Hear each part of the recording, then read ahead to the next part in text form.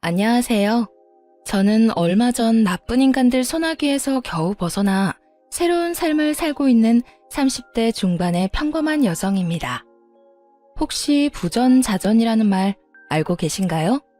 그 아버지의 그 아들이라는 말인데 저의 전 남편도 전 시부랑 똑같았거든요. 살다 그런 이상한 부분까지 닮은 부자간이 있을 줄 몰랐지만 있긴 하더군요. 하긴 부모 자식 간이니 닮지 않은 게 더 이상하잖아요. 저도 돌아가신 제 어머니를 빼다 박았다는 이야기를 듣곤 했지만 전 남편에 비할 바가 아니더군요. 저는 남편과 만난 지 8개월 만에 결혼을 하게 됐어요. 그렇게 빨리 결혼한 건 제 개인적인 사정 때문이기도 했습니다. 어릴 때 아버지를 여의고 홀어머니 밑에서 동생과 함께 자란 저는 언제나 결혼에 대한 환상이 있었어요. 그리고 결혼식 때는 어머니의 병환 때문에 좀 서둘렀던 것도 있죠. 왜냐면 어머니가 돌아가시기 전에 꼭 결혼식을 올리고 싶었거든요. 어머니의 부탁으로 말입니다. 그러나 어머니도 결혼식 직전에 돌아가시는 바람에 결국 혼주석에는 외삼촌 부부가 앉게 되셨죠. 남편은 평범한 중소기업 직장인이었고 남편과의 만남은 조금은 특수한 편이었어요. 제가 일하던 피부 미용실 사장님의 아들이었거든요. 사장님이 저를 좋게 봐주셔서 결혼까지 갈 수 있었어요. 일하면서 만나게 된 그 남자는 착해 보였고 연애 중에는 제게 아주 잘했어요.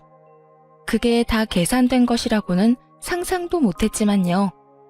어쨌든 결혼하고 저는 행복한 결혼 생활을 꿈꿨는데 생각지도 못한 곳에서 그 행복은 조금씩 금이 갔어요. 제가 일하던 시어머니의 피부 미용실은 저와 시어머니 둘만 일하는 아주 작은 가게였어요. 하지만 동네 지인분들을 꽉 붙잡고 있는 매출이 잘 나오는 곳이었죠. 단골들이 많고 사랑방처럼 사람들이 모여 수다도 떠는 곳이 저희 피부 미용실이었어요. 그런데 아주 평범하기 그지없던 그날, 저와 시어머니의 눈을 의심할 일이 이 작은 가게에서 벌어지고 말았어요. 쾅 하는 소리와 함께 누군가가 들어왔어요. 미용 시술하고 있다가 깜짝 놀라 밖으로 나갔더니 제가 아는 얼굴 하나가 있었고요.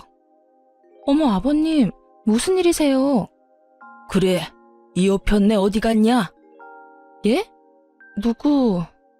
누구긴 여기 사장, 빨리 나오라고 그래. 앙칼진 목소리로 시어머니를 부르는 사람은 시부가 아닌 시부가 데려온 여자였습니다. 저는 처음에 무슨 빚쟁이인 줄 알았어요. 여자의 표정이 너무도 당당하고 몸싸움을 걸 것 같은 표정이라 순간 저도 당황했을 정도거든요. 무슨 일로 부르신 건지, 지금은 미용 시술 중이시라 나오시는 건 좀 그렇고 한 20분이면 끝나니까 기다려주시면. 20분? 내 시간이 얼마나 귀한 시간인데 이 여자한테 20분이나 할애를 한단 말이야. 안 나오면 내가 들어가야지. 그 여자는 급기야 방 안으로 들어가려고 저를 밀치려고 하더군요. 저는 당황한 마음도 잠시 살짝 화가 났어요. 제가 여기서 일하는 직원이긴 해도 시어머니의 며느리라 책임감도 있었거든요. 그런 상황에서 손님 다 떨어지게 만들 작정인지 다짜고짜 단골이 있는 곳에 들어가겠다는 말을 하니 열이 받아 저도 모르게 그 여자 앞을 가로막았어요. 무슨 일인지 모르겠지만 여기서는 안 돼요. 20분만 기다리세요. 야, 네가 뭔데 내 앞을 막아? 그래, 그년보다 너부터 작사를 내주지. 그 여자는 단정히 틀어먹은 제 머리를 쥐어뜯으며 육탄 공격에 들어갔습니다. 저도 참지만은 않았죠.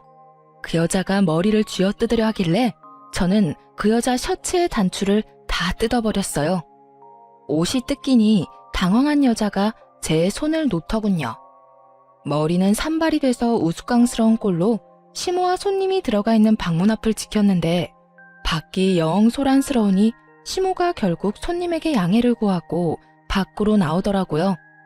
그리고는 시부와 그 여자의 얼굴을 보더니 한숨을 푹 내쉬더군요. 도대체 여기가 어디라고 저 여자를 데리고 와? 당신 미쳤어? 돌았어? 생각이라는 게 있는 거야? 잘도 며느리가 있는 곳에 상간녀 데려와서 나 바람피는 시아버지요. 동네방네 소문내는 거야? 그제야 저는 그 여자의 정체를 알게 됐습니다. 시부의 상간녀. 그것이 저 여자의 정체였어요. 왜? 우리가 못 올 때라도 왔어? 그렇게 헤어져 달라는데 안 된다고 난리치고. 도대체 뭐가 문젠데? 왜 안 헤어지는 건데? 네가 이혼 안 해준다고 해서 내가 여기까지 온 거야. 그 이혼 때문에 여기까지 와서 행패야? 너네가 인간이야? 너네가 사람이 맞기는 하냐고. 정신 나간 것들. 불륜에 아무리 눈에 뵈는 게 없어도 적어도 인간답게는 굴어야 할 거 아니야.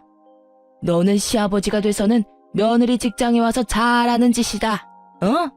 며느리가 너를 뭐로 보겠어? 여태껏 숨겼는데 고세를 못 참고. 다 필요 없으니 이혼이나 해줘. 아들은 이미 다 커서 우리가 있든 없든 상관없잖아. 미성년자도 아니고. 말 길게 섞지 마요. 경고하는데 당장 이혼 안 해주면 나 당신 미용실 매일 찾아와서 행패 부릴 거야. 각오하라고. 그렇게 한바탕 토네이도가 지나간 것처럼 두 사람이 사라지고 나서 결국 머리가 다 뜯긴 저와 정신과 마음이 너덜해진 시모, 그리고 영문도 모른 채 이 모든 일을 지켜봐야 했던 손님만이 남겨졌어요. 그런데 그 손님이 계산을 하며 그러시더군요. 저 여자 옆 동네 음식점에서 일하는 여사장인데 성격 대단하다고 소문났어. 그런 여자 상대로 세댁도 대단하네. 시부의 상간녀는 옆 동네에서 가게를 하는 모양이었고 3년 전부터 시부와 만난 모양이었습니다. 이미 제가 결혼할 때 시부모 사이 관계는 이미 금이 와장창 가 있었던 거예요. 그리고 제게 결국 모든 걸 들켜버리고 이혼까지 종용당한 시어머니는 이혼을 결심하더군요. 저라도 일하던 곳까지 와서 이런 행패 부리면 화났을 거예요. 이혼감이라고 생각했을 거고요. 저는 시어머니의 이혼을 응원하기로 했습니다. 직장 사장과 직원 관계를 떠나 그동안 저희 고부가 쌓아온 정이 생각보다 컸거든요. 저희 어머니 돌아가시고 장례식이며 도움 주신 것도 다 시어머니였고 제 어머니 노릇해 주신 것도 시어머니였으니까요.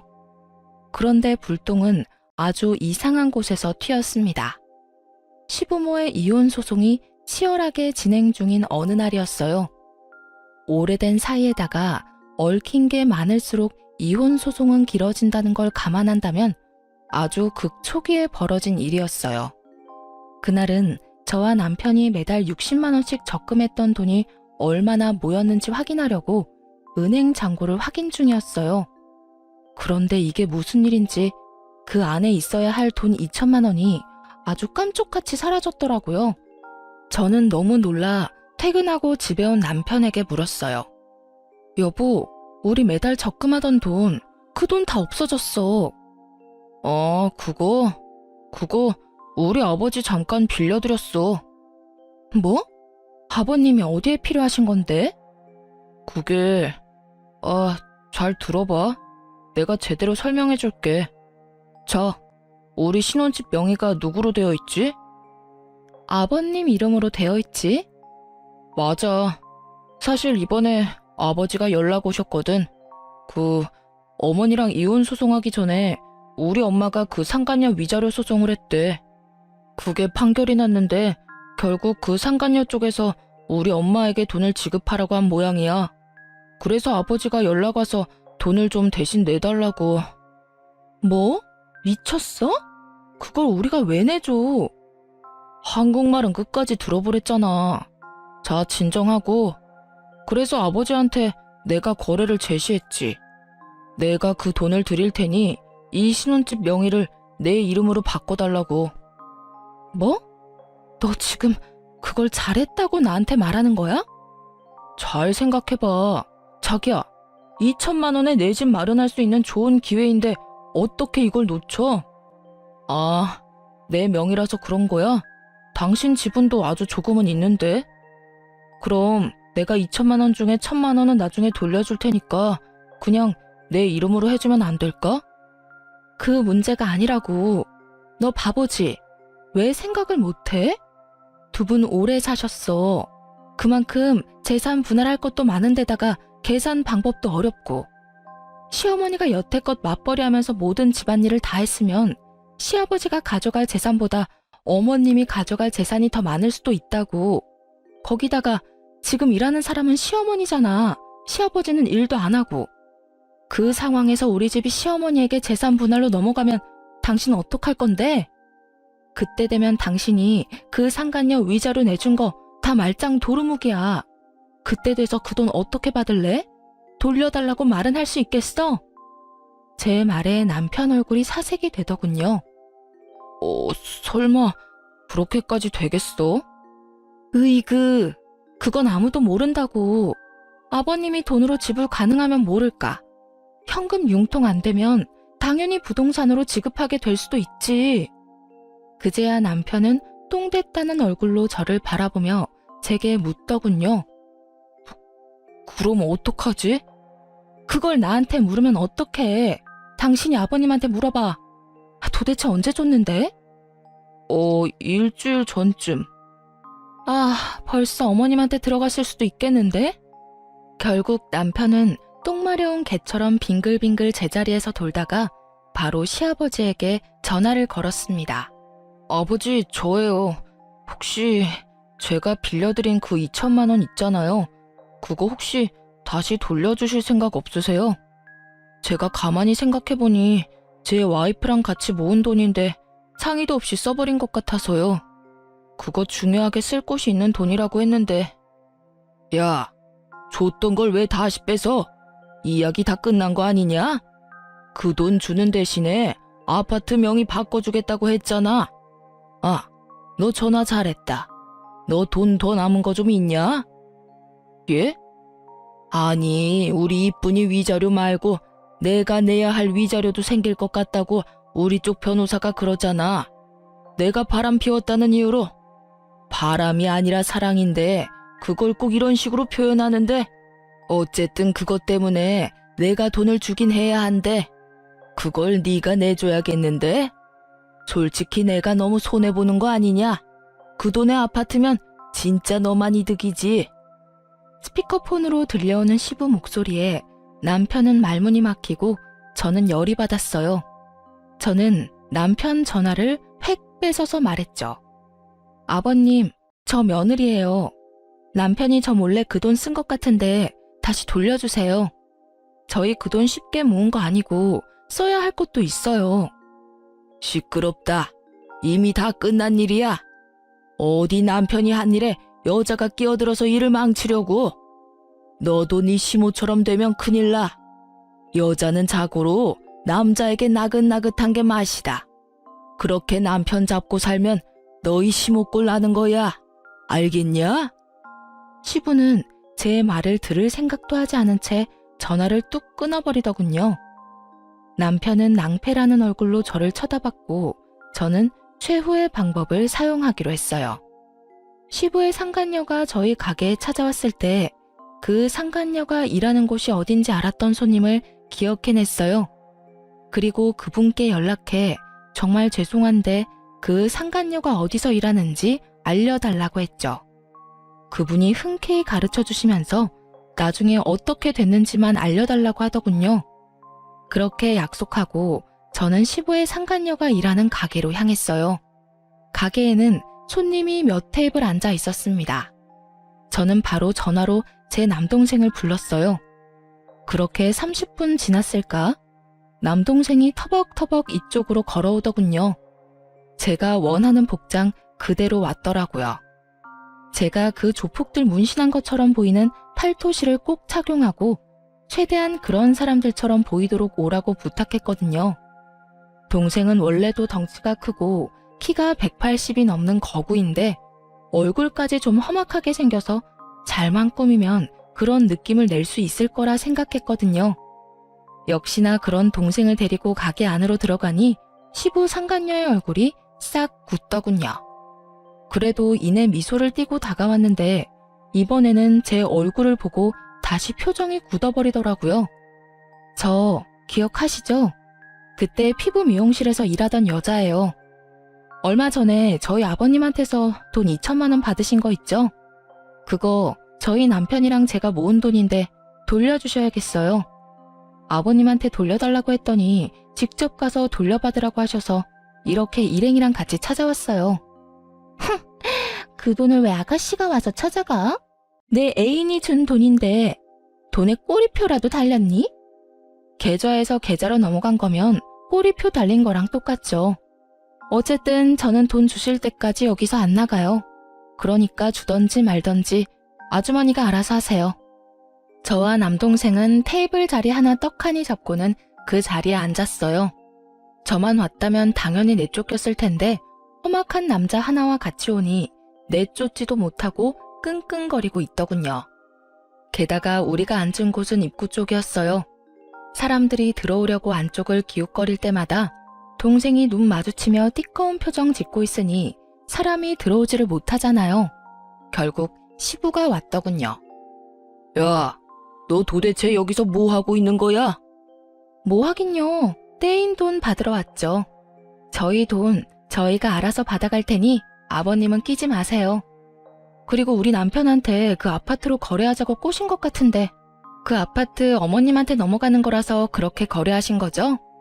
어차피 자기 거 아닌 거 알면서 아들한테 사기쳐서 돈 달라고 한 거 아니냐고요. 이게? 때리고 싶으면 때리세요. 맞고 경찰서 가서 합의금, 치료비라도 뜯어내 드릴까요? 제가 머리를 들이밀며 때리라는 식으로 말하자 시부가 도리어 당황해하며 주저하더군요. 너 설마 우리 마누라가 시키디? 어머님은 아무것도 모르시고 저는 제 돈 찾으러 온 것뿐이에요. 그 2천만 원 중에 1,000만 원은 제 돈이거든요. 그러니까 아버님이 도와주실 거 아니면 가세요. 제가 알아서 받아갈 테니까요. 그리고 시간이 오래되면 오래될수록 이 가게 사장님 소문이 아주 잘 나겠죠? 그 말 한마디에 그 시부와 상간녀는 항복을 선언했습니다. 동네 장사에다가 단골 장사인 건 이 집도 마찬가지였어요. 피해자였으면 모를까 가해자 입장이면 장사하는 상황에 좋은 결과는 없을 테니 어찌 보면 현명한 선택이긴 했죠. 시부 상간녀는 저희에게 돈을 돌려줬습니다. 그리고 그와 동시에 시부도 반납을 했죠. 뭐 죽고 못 사는 절절한 사랑은 아닌 걸로 보이고 그 여자도 결국 동네 사람들 손가락질이 더 무서웠나 보더라고요. 그렇게 당당하게 굴더니 상간녀 꼬리표를 떼어내보려 당분간 장사도 휴업하고 잠수를 탔더라고요. 결국 시부는 상간녀도 잃고 어머님도 잃고 재산도 반 잃었어요. 시부 사정 같은 건 솔직히 상관없었어요. 저와 남편 돈이 무사히 돌아온 것이 제게는 가장 중요한 일이었으니까요. 그 돈을 받고 돌아오며 남편에게 말했어요. 여보, 제발 2번 다시 아버님 말에 속지 말고 그 누구의 말에도 속지 마. 그리고 무슨 소리를 들었다면 나한테 최소한 이야기를 하라고. 생각을 하고 행동을 해야지. 그저 눈앞의 이익에만 혹해서 그러면 나중에 문제가 생기면 곤란한 건 당신 자신이라고. 알았어? 미안해 여보. 내가 거기까지는 생각을 못했어. 그래도 앞으로는 조심할게. 남편은 결국 사과를 하더군요. 이렇게 남편이 정신을 차리게 되었습니다. 나은 결과가 되었다면 좋았을 텐데 남편은 전혀 나아진 것이 없었습니다. 시부모는 결국 이혼을 하게 됐고 제가 예상한 대로 시부 명의의 우리 신혼집은 시어머니 손에 넘어가게 됐어요. 재산 분할로 시어머니가 얻은 것은 그 아파트였고 그나마 시어머니가 일하는 가게는 뺏기지 않을 수 있었어요. 시부는 본인이 살고 있는 집에 대한 소유권만 가졌죠. 그것에 불만이 엄청 많았다고 하더군요. 하지만 저는 그렇게 생각하지 않았어요. 잃은 건 시어머니가 더 많았거든요. 시어머니가 잃은 건 건강이었죠. 시부와 상간녀 그리고 직장까지 진격한 그 2사람의 행패 때문에 시어머니는 이혼하는 과정 내내 스트레스에 시달려야 했어요. 매일 머리가 아프다고 하는 데다가 위장병으로 식사도 제대로 못하다 보니 몸에 변화가 생기긴 하더군요. 아니면 이미 오래전부터 있어 왔을 수도 있고요. 결국은 소화가 안 되어 찾은 병원에서 위암 진단을 받고 병원에 입원하게 되셨어요.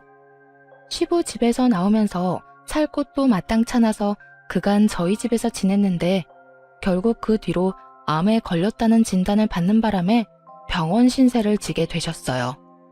저는 그런 시어머니가 안쓰러워 일을 하며 수발을 들었습니다. 저는 여전히 시어머니의 피부 미용실에서 일했지만 시어머니가 일을 하실 수 없어 시어머니의 허락하에 다른 직원을 구해서 같이 일을 하고 있었어요. 그리고 그 직원에게 가게를 맡긴 날에는 시간을 내서 시어머니의 병간호를 하러 병원을 자주 찾았어요. 그리고 제게는 운명과도 같았던 그날이 다가왔죠. 그날도 저는 시어머니에게 가기 위해 일찍 일을 마감하고 직원에게 다음 시간에 있을 예약 손님 인수인계 중이었어요. 그런데 쾅 하고 누가 문을 열고 가게로 들어오더군요. 처음 보는 여자였어요. 처음에는 저희 가게에 새로 온 손님인가 싶어 웃는 낯으로 맞이했죠. 안녕하세요. 여긴 어떻게 오셨나요? 이효준 씨 와이프가 둘 중에 누구예요? 얼굴도 모르는 여자의 입에서 튀어나온 남편의 이름에 저는 표정이 급 굳어지는 걸 느꼈습니다. 그리고 설마 하며 말했죠. 제가 이효준 씨 와이프 되는 사람인데 그러는 그쪽은 누구세요? 갑자기 왜 여기 와서 남의 남편 이름을 들먹여요? 좋은 말이 나올 리가 없었습니다. 저는 그렇게 정체불명의 여자에게 한 소리 쏘아 붙였어요. 아, 당신이 그 사람 와이프야? 내가 할 말이 있어서 여기까지 왔는데 그 사람이랑 빨리 좀 헤어져주면 안 될까? 그 사람 나랑 결혼하기로 약속했거든. 그런데 매번 당신이랑 이혼이 무산되는 바람에 결국 내가 여기까지 왔어. 도대체 이혼은 왜 안 해주는 거야? 마지막 말을 듣는 순간 이건 데자부인가 하는 생각에 온몸에 소름이 싹 돋았어요. 1년 전, 딱 1년 전이었어요. 시부의 상간녀가 이 가게에 와서 제 머리를 뜯고 시모에게 왜 이혼을 안 해주냐고 물었던 일이. 저는 굉장히 깊은 빡침과 분노에 저 자신을 가라앉히려 최대한 애썼어요. 그런 제 모습을 어떻게 받아들인 건지 그 여자가 웃으며 저한테 그러더군요. 왜? 체념이라도 했어? 내가 찾아올 줄은 몰랐지? 그 사람이 바쁘니 내가 온 거야. 그러니까 이런 험한 꼴 보기 싫으면 오늘 내로 그 사람이랑 헤어진다고 말하고 빨리 절차 밟아. 아, 상간녀 위자료 소송 걸어도 상관없어. 어차피 그 남자가 낼 건데 뭘. 야, 이 정신 나간 여자야. 네가 뭔데 우리 부부 사이에 이혼을 해라 마라 결정하고 난리야. 부부는 그 사람이랑 내가 부부야. 법적으로 엮여있는 부부. 아무것도 아닌 어중이 떠중이 같은 년이 입만 살아서는 나불대고 난리야. 말이면 뭘 못해? 근데 어쩌냐? 나는 남편한테 이혼의 이자도 들어본 적이 없는데 이혼도 너 혼자만의 착각 아냐? 뭐? 너 말 다 했어? 그 사람이 너 같은 여자랑 사는 게 얼마나 힘든지 나한테 매일같이 이야기했어. 너 따위는 껍데기일 뿐이고 내가 진짜 그 사람 사랑이라고. 그러니까 넌 자격이 없다는 내 말 못 알아들어? 막말로 네가 이혼하자고 하면 내가 이혼을 왜 해야 해? 남편이 아무 말도 없으면 나는 아무것도 안 할 거야. 너 같은 년 말 듣고 이혼까지 해? 돌았니? 그 이야기 하고 싶으면 지금 당장 남편 데려오던지.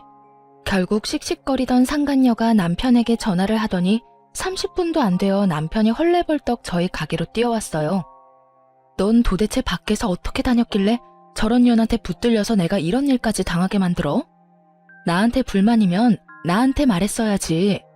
아무것도 모르는데 저 여자가 찾아와서 이혼하라고 난리치는데 당신 나한테 할 말 없어? 그게 여보. 아, 미정아, 우리 나가서 이야기해. 미쳤어? 나더러 지금 꼬리 말고 도망치라고? 오빠가 나랑 결혼하겠다며.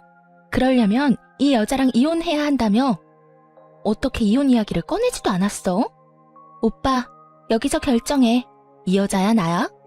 나 선택할 거면 지금 당장 이혼하라고. 이혼 안 할 거면 나 오빠랑 못 사겨. 가만 보니 이 여자 하는 짓이 남편을 휘두르고 있더군요. 자기가 원하는 대로 남편이 행동하도록 만드는 모습이었어요. 그런데 그런 상간녀보다 남편이 더 웃겼어요. 여보, 이혼하자 우리. 내가 아무리 생각해봐도 사랑 없는 관계는 아닌 것 같아. 당신한테 도움도 많이 받았고 솔직히 당신한테 유감은 없어. 그냥 당신보다 이 여자가 더 좋을 뿐이야. 당신이랑 이 여자 중에서 골라야 한다면 이 여자가 더 좋아. 뭔 미친 소리야? 유감이 없어? 유감 많잖아.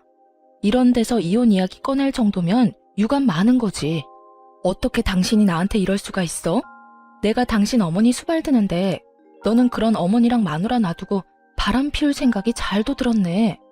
그래 좋아. 이혼해주지. 못해줄 건 또 뭐야? 이혼 소송하자. 누구한테 더 이득인지 불행인지 한번 까보자고. 결국 저도 이 상황에 열받아서 이혼을 받아들였어요. 시어머니가 이 상황에서 이혼을 하게 된 감정을 그대로 느낄 수 있어서 더 화가 났어요.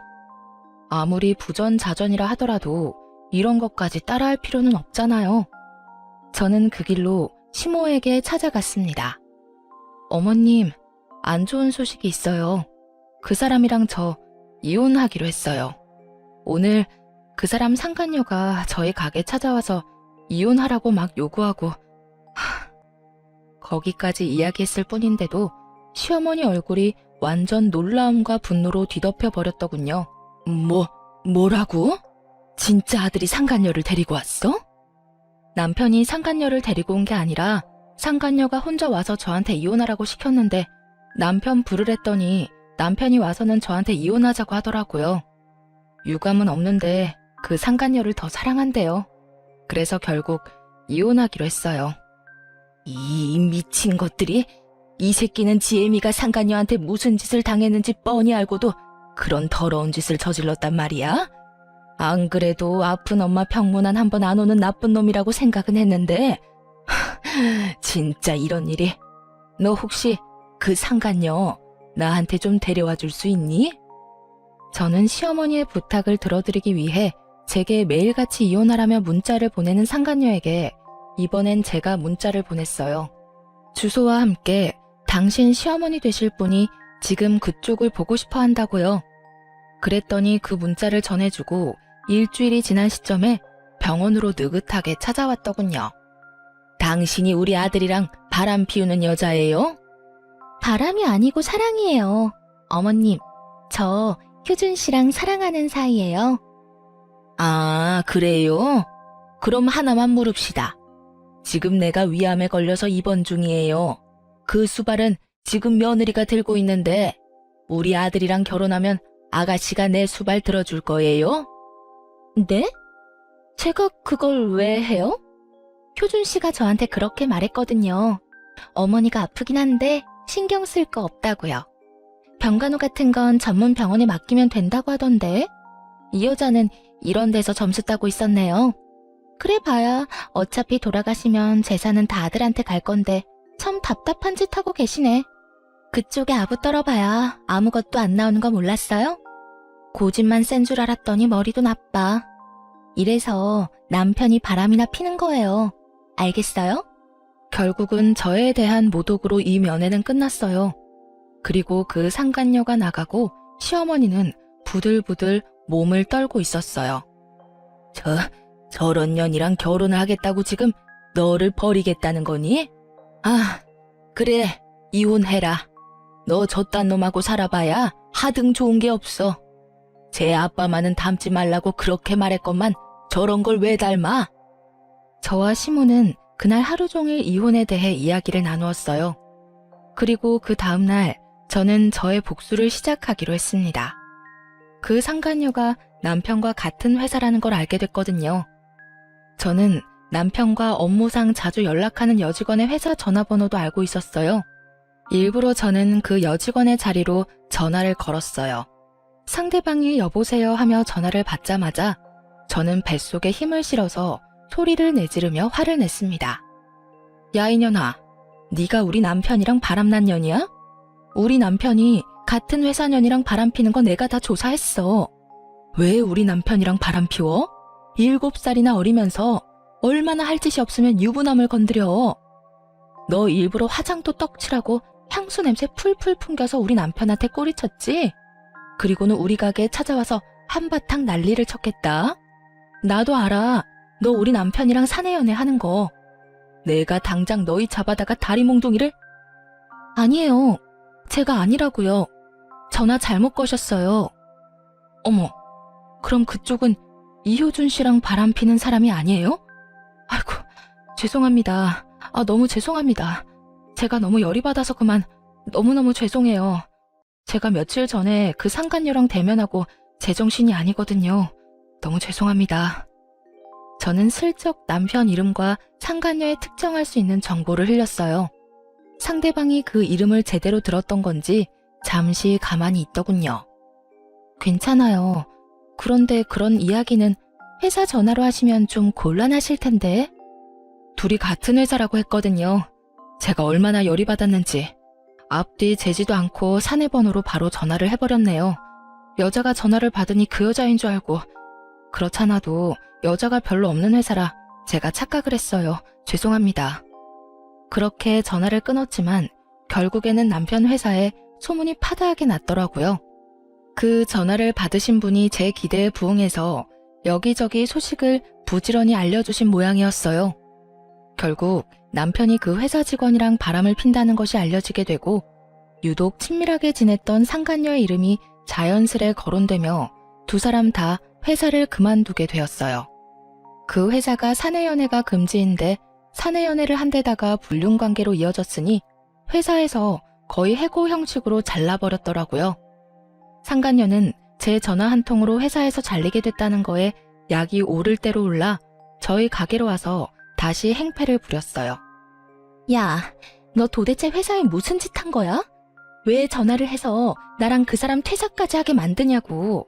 너 일부러 그랬지? 일부러 그런 것 맞잖아. 소문이 왜 났는데? 나는 한 사람한테 이야기했을 뿐이야. 그것도 착각해서. 그런데도 퍼진 건 내 탓이 아니지. 내가 퍼뜨려달랬어. 사람 착각해서 욕한 거 사과했고 할 도리 다 했어. 불특정 다수한테 퍼뜨린 것도 아닌데 네가 뭘 어쩔 건데? 근데 너 잘 생각해라. 나는 여기서 너 그냥 가만히 놔둘 생각 없거든? 방금 나한테 캔들 던졌지? 이거 협박죄로 소송 걸 거야. 그리고 손님 있는 시간에 와서 소란 피운 거? 업무 방해죄로 또 소송 걸 거야. 그리고 업무 방해로 생긴 손해배상 소송할 거야. 또 여러 손님들 앞에서 나를 욕보인 거? 명예훼손죄로 고소할 거야. 그리고 마지막으로는 상간녀 위자료 소송도 있거든? 여기서 뻘짓하지 말고 집에 가서 그거 다 받을 준비나 해. 제 말에 상간녀가 이를 꽉 깨물더니 그 뒤로 한마디도 없이 돌아서서 돌아가 버리더군요. 그렇게 상간녀를 보내고 어찌나 속이 시원하던지. 그리고 저는 실제로도 그 소송을 진행했어요. 말만으로 끝내면 사람은 반성을 안 하는 경우가 많거든요. 꼭 그걸 알려주기 위해서 얼마 전에 설치한 CCTV 영상도 같이 첨부했어요. 어차피 가게 로비만 찍는 거고 미리 커다랗게 CCTV가 있다고 스티커도 붙여놔서 사생활보호법 그런 거 하나도 관련 없거든요. 나중에 알아보니 상간녀는 거기서 퇴사하고 나서 소문이 너무 안 좋게 났던 탓에 동종 업계로는 취직이 안 되는 모양이더군요. 경력 다 버리고 콜센터에 계약직으로 취직했다고 들었으니 말이에요. 다른 사람의 악성 민원으로 감정 노동에 시달리고 있을 텐데 말 같지도 않는 말로 일반인을 분노케 한 장본인이 결국은 다른 이들의 분노를 고스란히 받고 있다니 참으로 속이 시원하더군요. 그리고 저에게 화를 내던 상간녀와 달리 남편놈은 퇴직금으로 제게 위자료를 지급하고 착실히 다른 곳에 취직을 했더군요. 그렇지만 급하게 취직하느라 급여는 예전보다 훨씬 적은 곳이었어요. 남편놈이 왜 이렇게 쿨하게 구는지 저는 상간녀를 통해 대충 짐작하는 바가 있었습니다. 바로 시어머니 명의의 가게와 집, 그리고 시부 앞으로 되어 있는 시댁 아파트가 남편의 보험이었더라고요. 시모는 암치료 중으로 언제 죽을지 모르고 시부도 연세가 많아 곧 돌아가실 거라고 생각한 건지도 모르죠. 그렇지만 언제나 그렇듯 사람 일은 뜻대로 되는 게 하나도 없다는 걸 남편은 모르고 있었어요. 남편과 제게 이혼 판결이 떨어진 건 5개월이 지난 날이었어요. 그리고 그때부터 시어머니와 제가 뿌려놓은 씨앗을 고스란히 거둘 때였죠. 남편과 제가 이혼 확정된 것을 알게 된 시어머니는 헐값에 어머님의 피부 미용실을 제게 물려줬어요. 어차피 너한테 주려고 했던 거야. 그리고 지금 내가 아파서 일을 못하잖니? 네가 사장이 돼서 잘 이끌어준다면 내 마음이 더 편할 거야. 그리고 이렇게 이혼하고도 네가 나를 생각해주는데 내가 어떻게 너한테 아무것도 안 해줄 수가 있어? 그거야말로 인간의 도리가 아니지. 어머님, 그래도 이렇게 헐값에 파시면. 헐값이라니, 너네 간병까지 해주지 않니?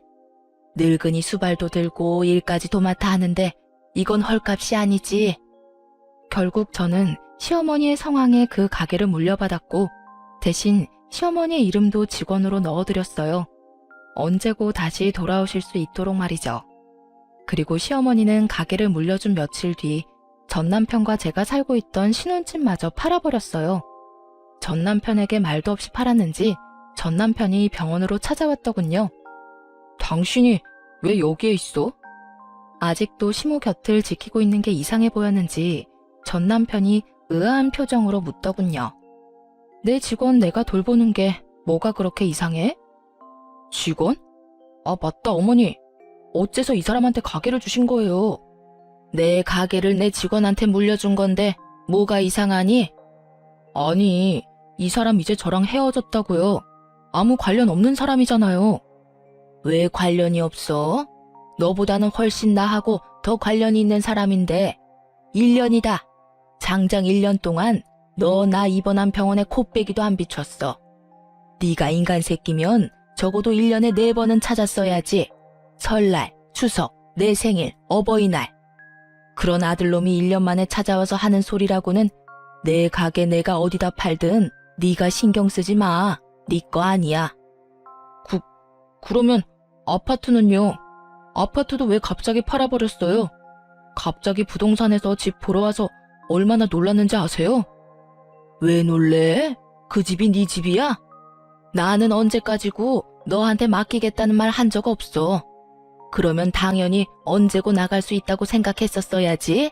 아니면 전화라도 해보던가. 전화도 한 통 없었던 주제에 이제 와서 발등에 불 떨어지니까 찾아와서 질질 짜는 소리를 해? 그래서 그 돈은 어쩌셨는데요? 설마 다 쓰셨어요? 그러면 저한테 물려주실 건 하나도 없으시잖아요. 없다 이놈아. 물려줄 돈?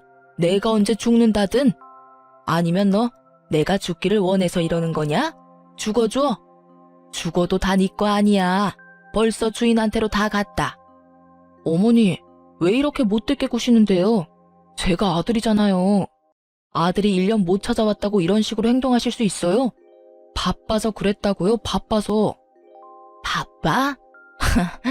말이나 못하면 밉지나 않지.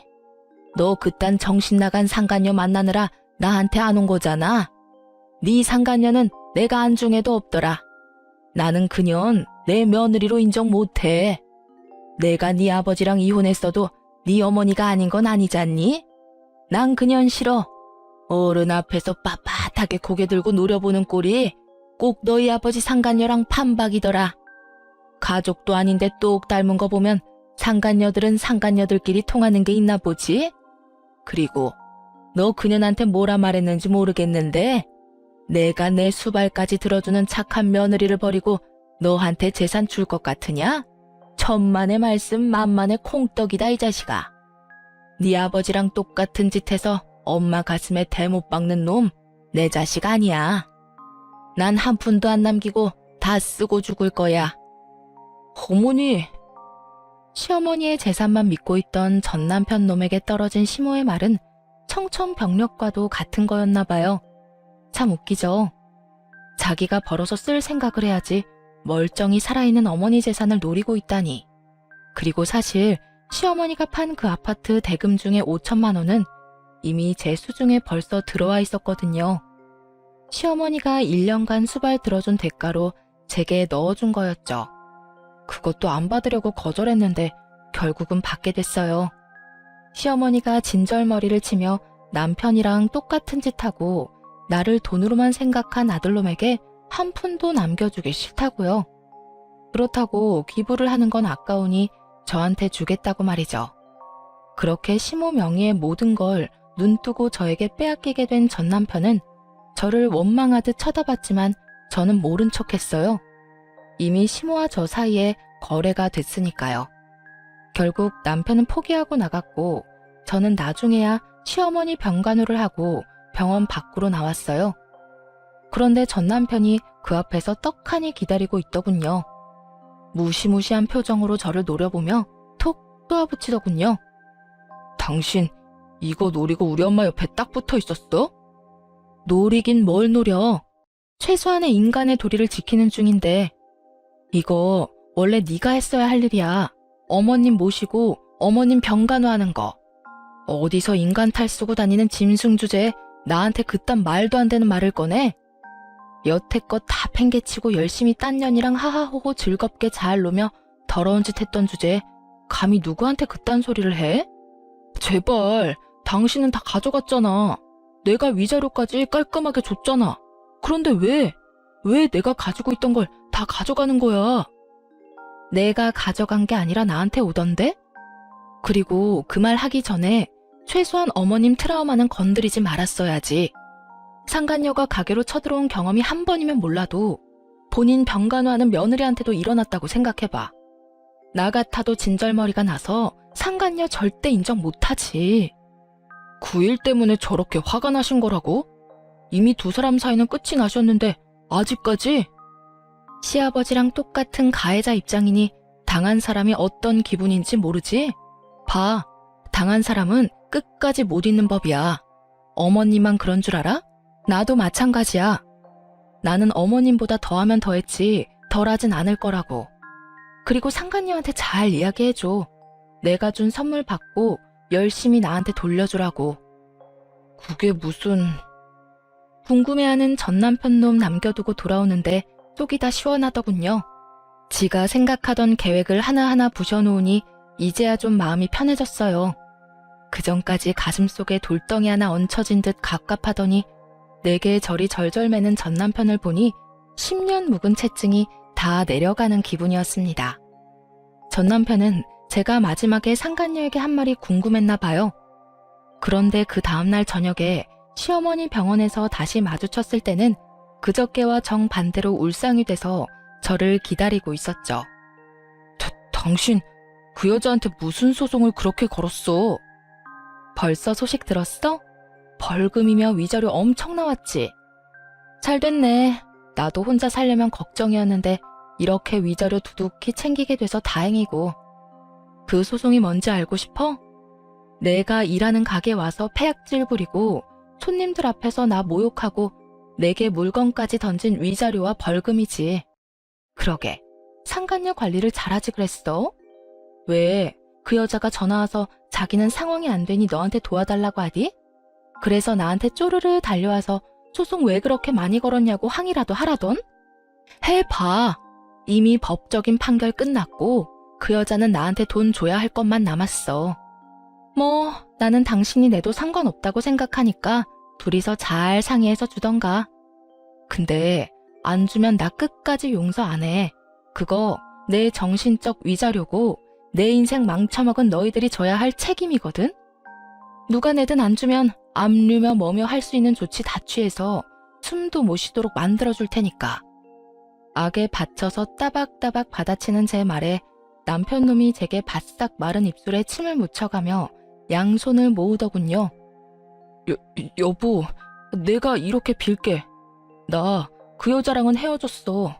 그 이상한 여자가 자기 때문에 이런 일 벌어졌는데 나한테 도리어 돈 대신 내달라고 떼를 쓰더라고. 게다가 돈이 한두 푼도 아니고 몇 천만 원을. 그러니까 내가 이렇게 빌 테니까 그 여자랑 나 두 번 다시 엮지 마. 당신도 알다시피 나는 당신 위자료 갚았고 재산도 이제 한 푼도 없어. 집도 이미 팔리는 바람에 월세 살고 있단 말이야. 나한테 그 여자 돈 내달라고 하지 마. 왜? 사랑한다며. 그럼 계속 쭉 사귀지 그랬어? 나는 그 여자 대신 돈 내줄 사람 있으면 더 좋은데? 미안하다고 했잖아, 여보. 누가 여보야? 나 네 여보 아니야. 우리 이제 남남인 거 몰라? 알았어. 그 여자한테 당해보니까 당신 소중함을 알았어. 그러니까 우리 다시 시작해보지 않을래? 내가 정말로 잘못 생각하고 있었던 것 같아. 내 인생 구원해주는 게 당신이라는 걸 이제 깨달았어. 그 여자가 가는 곳곳마다 사고만 쳐서 내가 수습해야 하는데 당신은 다르잖아. 저는 재수없는 표정으로 남편에게 살며시 가운데 손가락을 내밀어주며 썩은 미소를 날려줬습니다. 헛소리는 상간녀한테 가서 하시고요. 나는 그럴 생각 1도 없으니 이만 내 앞에서 꺼져. 결국 전 남편은 철벽 같은 제 모습에 상심하고 돌아서더군요. 그러게 있을 때 좀 잘하지. 항상 나쁜 놈들은 잃고 나서 후회를 하더라고요. 시아버지 상간녀 위자료로 우리 돈 뺏겼을 때도 제가 나서지 않았으면 돈 잃고 집도 잃고 나중에 후회만 했을 놈이 살려줬더니 나중에 이런 식으로 은혜를 원수로 갚는 걸 이미 알아버렸는데 제가 돌아올 거라 기대하는 건 무슨 정신 나간 생각인지. 어쨌든 이렇게 저는 전 남편과 손절하고 열심히 새로운 인생을 살고 있습니다. 사실 이혼하고 그 집 나온 것 말고는 크게 변한 것도 없어요. 하던 일도 똑같고 직장도 같으며 환경은 예전과 비슷해요. 그렇지만 그 사이에 좋은 일도 있죠. 시어머니의 암 치료가 잘 돼서 요즘은 제 피부 미용실에서 같이 지내며 일하고 계시거든요. 제가 열심히 병간호를 했더니 지금은 이렇게 간단한 일 하는 것 정도는 하실 수 있게 되어 너무 좋아하세요. 그리고 시부는 어떻게 됐냐고요? 시어머니를 괴롭혔던 그 상간녀에게 결국 시댁주택을 담보로 대출받아서 위자료를 지급해줬다고 하더군요. 그리고 그 상간녀는 그 돈 받고 시아버지를 뻥 차버렸대요. 그런데도 여전히 자기 버릇 남 못 주고 시부는 다른 여자를 열심히 만나고 계시더라고요. 참 대단한 사람이네요. 본능에 그렇게 충실하게 사실 수 있다니.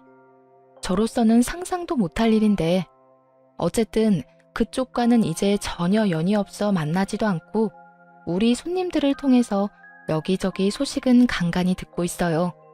아참, 상간녀한테 한 번만 더 까불면 매운 소송 맛을 보여주겠다고 말했더니 더 이상 연락이 없더군요. 그 화살은 전부 전 남편에게 돌아가 열심히 저 대신 그 원망 다 듣고 있다는 것도 잘 들었고요. 그러게 한 번의 선택에 영원히 고통받을 수도 있다는 걸 잘 알았어야죠. 둘 다 서로에게 열심히 고통 주고 있으니 저는 이제 관심 끊어도 될 것 같아요. 제 사연은 이제 끝이 났네요. 이야기 들어주신 분들 모두 감사합니다. 오늘도 좋은 하루 되세요.